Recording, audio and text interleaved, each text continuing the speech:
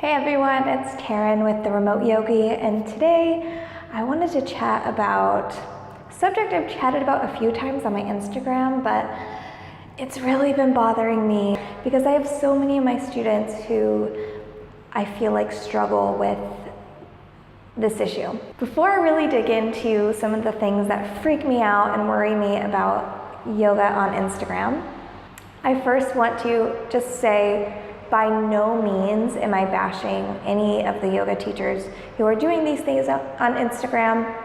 I think a lot of the trends that are currently on the web were meant to be useful. I think that they were started with good intentions and that these teachers really wanted to present online students with good ideas and good options on how to improve their yoga at home.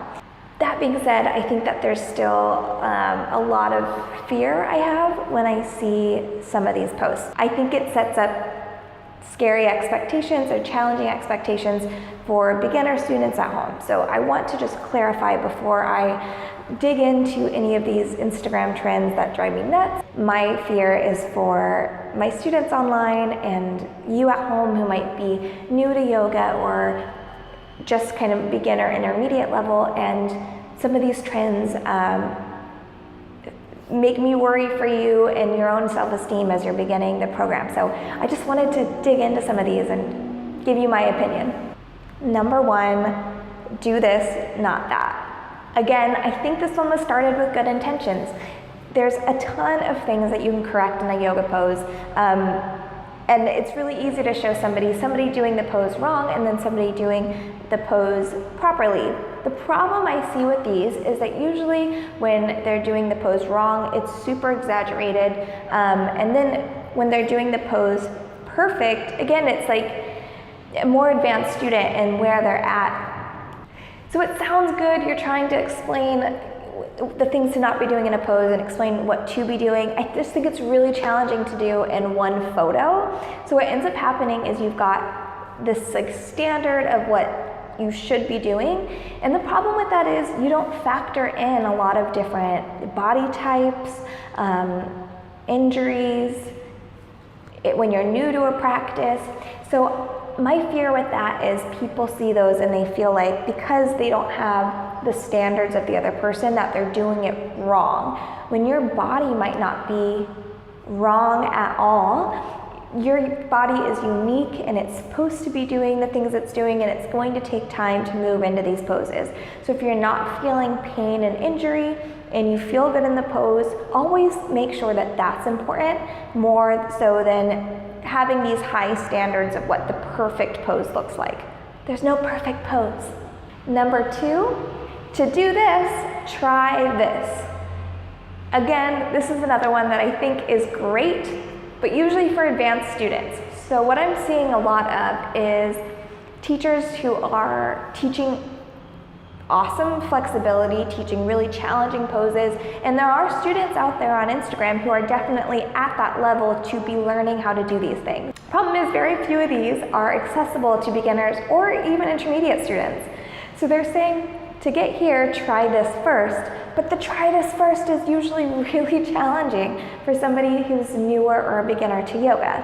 So my only fear with this would be that if you're a beginner or intermediate, that you're acknowledging that you are not supposed to be there yet, that some of these posts on Instagram are designed for people who have been doing yoga for a long time.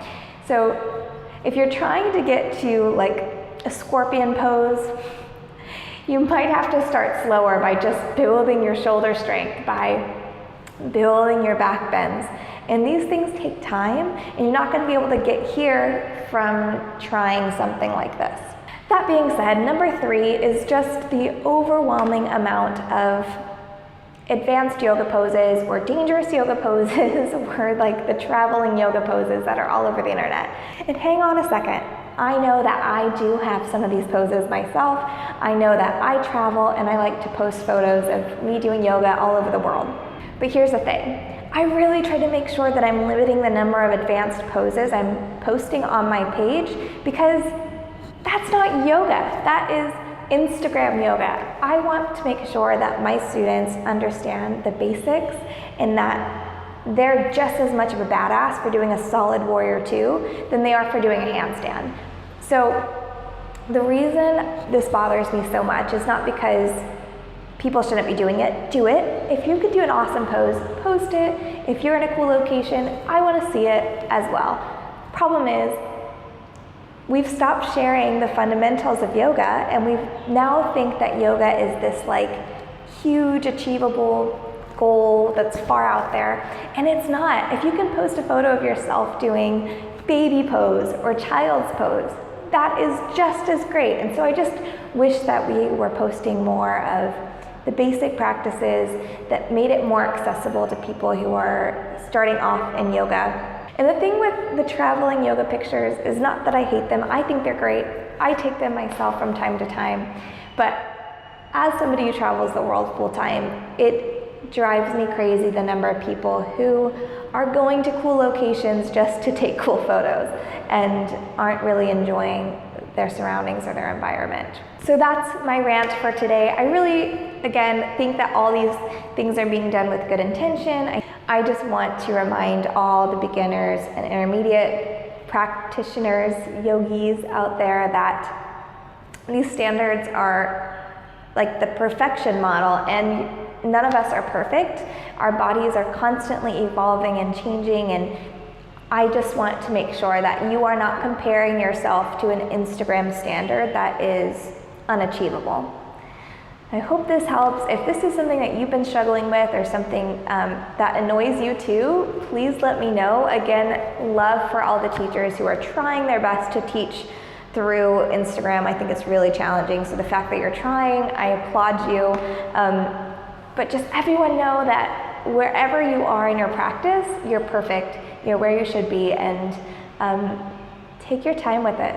So everyone, point is, you do you. If you want to take some photos in a bikini, doing some cool ass photos of yoga, doing some cool ass photos, doing some cool ass poses of yoga, wherever you're at in the world, great.